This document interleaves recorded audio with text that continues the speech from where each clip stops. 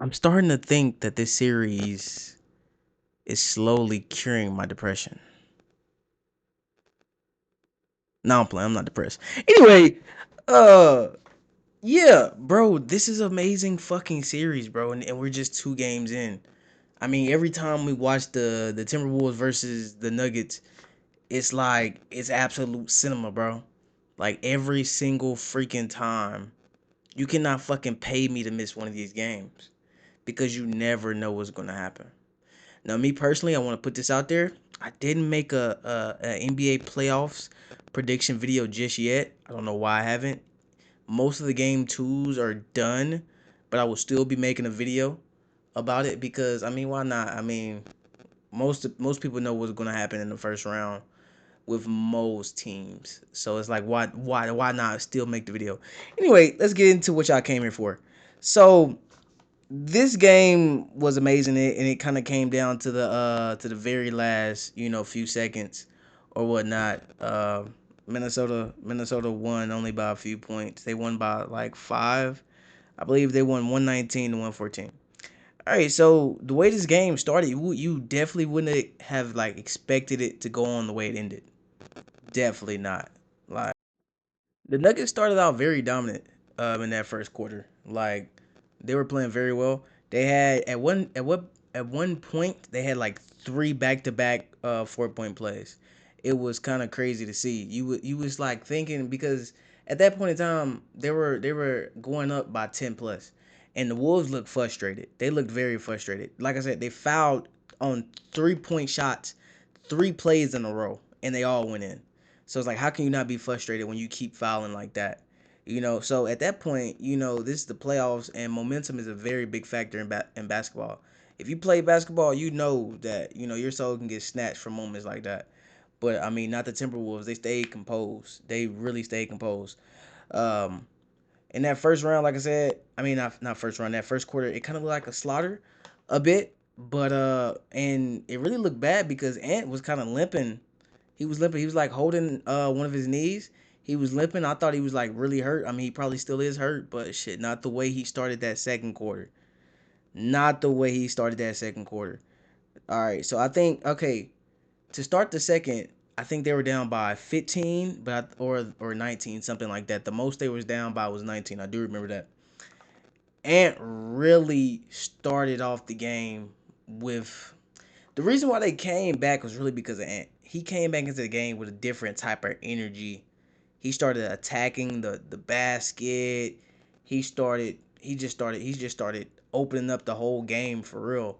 Because they was already paying so much attention to him on offense, he started passing the ball. Then everybody started getting involved. Then Randall started getting involved. Then McDaniel started getting involved. And then at the same time, Jokic was out of the game for Nuggets, so their offense was looking a little stagnant, especially because McDaniel started top blocking Jamal Murray. Mind you, I also want to say this. McDaniel's defense on Murray was amazing the entire game. I mean, Murray still had 30. He still had 30, and he was pretty efficient into the fourth. I mean, we'll talk about that later. But Murray still had 37 and 7, you know what I'm saying, with 6 threes. But that don't matter. Superstars, they're going to get their bucks. But McDaniels played very physical and very great defense on Murray. So did Rudy Gobert on Jokic. I mean, that's one of the reasons why this game was won. But anyway, back to the second quarter. They basically came back. First, it all started because of Anthony Edwards. I don't know if they put that Toradol in his leg or that horse shit. They injected something in him because he came out and he did not look like he was injured no more. He started attacking that rim. He started getting on that rim. Everything looked different for the whole team. Then they put Jokic back in, and the Nuggets started fighting back a little bit. They started fighting back a little bit, and the the half ended at 64-64. That's how the first half went. Now on to the third quarter. I mean, in the third quarter, it was it was like a it was an okay quarter for both. It was an okay quarter for both. Denver did in the third quarter leading 93-90. They was up on Minnesota. I think Denver played pretty decent in that third quarter as well as Minnesota. They was both just fighting, and fighting each other, just to try to it was starting to get really gritty. At the start of it, it was a lot of no calls. Even as bad, even this bad fucking foul baiting that Jamal Murray tried to do. I don't. I mean, it didn't get called, thank God, but it was a lot of fouls that was getting missed as well. Um, McDaniel started off the quarter hot. He scored like 6 points to start off the quarter. He was really attacking the defense. I mean, shit. We'll see what fucking Jaden McDaniels have to say about their fucking defense. Let's see how he feels about them. He's offensively was to really get in a rhythm tonight. Go out to Jokic, Jamal, all the bad defenders, Tim Hardaway, Cam Johnson, Aaron Gordon, the whole team. Like, just go at them. They're all bad defenders. Yeah, they're all bad defenders. So just to consider that feels like you guys are constantly attacking. Yeah, just they don't got people that could defend the rim, and if he is there, we still more athletic than them, and just got to be able to finish when we do. Is there a discipline involved in just staying in that attack mode? Yeah, you gotta. That works. Yeah, just sometimes you gotta know when to attack and when the right moments, and just if it's your time to shoot it or pass it. But either way, if you just break the paint, you're gonna have a shot, or someone else is gonna be open. Bro, that motherfucker Jaden don't be giving a fuck, bro.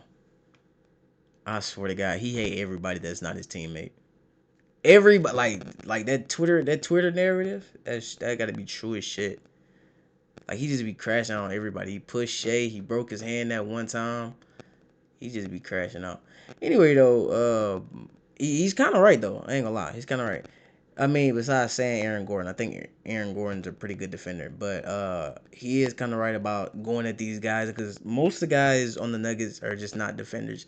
Like, the Nuggets struggled later on in the regular season because of their defense, their defensive struggles. They don't have a real rim protector. They got Jokic and Valanciunas in the paint. When Jokic is out, that's food. They're both non-athletic.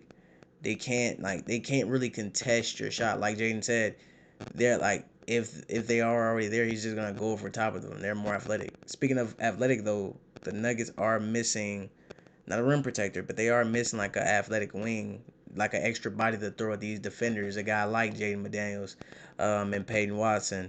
That's actually a big injury that really nobody's really talking about. Like, he provides a bit of a scoring punch, uh, to them, and then like I said, defense. Like, these guys don't have a lot of defensive bodies, so that's a big loss to them going into this playoff series. But aside from that, also in the third, Gobert had 4 fouls in around 7 minutes. So he had 4 fouls, and then they sub Nas Reed in, and Jokic just started eating. I think Jokic had like 16 in the third. Jokic just started eating in the third. Like, he just started eating. He started getting Nas Reed in a little bit of foul trouble. But yeah, I mean, it wasn't really a bunch going on in the third quarter. I mean, Ant was still trying to attack the rim, but he wasn't really making them as he was in the second quarter anymore. Um, but bump all that, I'm really ready to get into the fourth quarter, honestly, because that's when the magic started happening. So the fourth happened, and it was a disaster for the Nuggets and for Jokic and Murray specifically. These guys was I mean the defense from Dante DiVincenzo, Jaden McDaniels, and especially Rudy Gobert definitely showed. They it definitely showed, especially Rudy Gobert and McDaniels. They locked shit up. They was locking shit up. But Jokic and Murray was also missing what I thought was some easy shots. Some of them. I mean, most of them was not easy shots. Most of them was not easy shots. Jokic and Murray were combined 2 of 13 from the field in the fourth quarter. And like I said, a lot of it was from Rudy Gobert and Jaden McDaniels just putting the clamps. I mean, these guys have all defensive selections, defensive player of the years between the two. I mean, yeah. And then look at this play right here. Look how Dante DiVincenzo just gets in Jamal Murray's skin. Look at that. Look at that. Look at that. That's picture perfect defense. They was physical with them like this most of the fourth quarter. And then if you look at this play right here, right? They're down 3. They take a long 2, which is like statistically one of the worst shots in basketball. And they lose. They lose. But yeah, man, that's pretty much it. I mean, it was a great game, though. It was a great game. It was a great game. Be on the lookout for more content.